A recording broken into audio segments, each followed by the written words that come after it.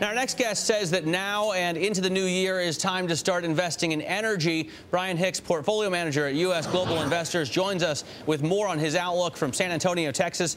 Brian, thanks for joining us. I wonder how much of this is tied to your expectations that oil prices will continue to rise? Well, we're at fairly healthy levels right now at or about $80 a barrel, and we think that oil prices will be well supported heading into 2010, namely because we think that we are in the midst of a pretty strong recovery, and that economic recovery is going to lead to stronger demand for crude oil.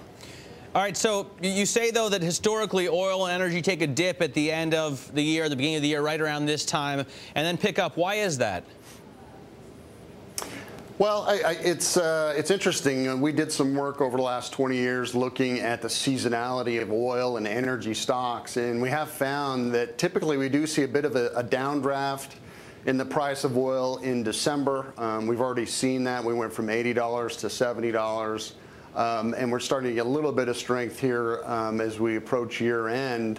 But the stocks typically see a little bit more volatility and tend to get slightly weaker into January.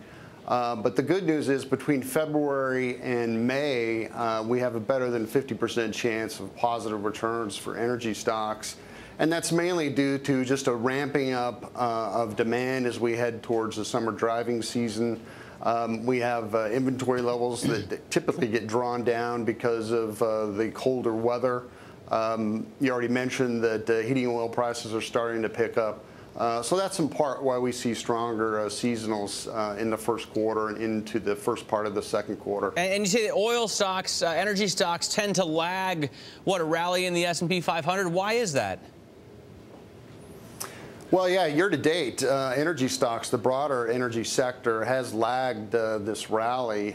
Pockets here and there have done well, such as E&P, and we have seen a bit of a resurgence, mainly due to Exxon's purchase of XTO Energy here recently, as well as a bit of short covering on natural gas. But typically we do see some divergence here and there this time of year between the commodity and the underlying stocks.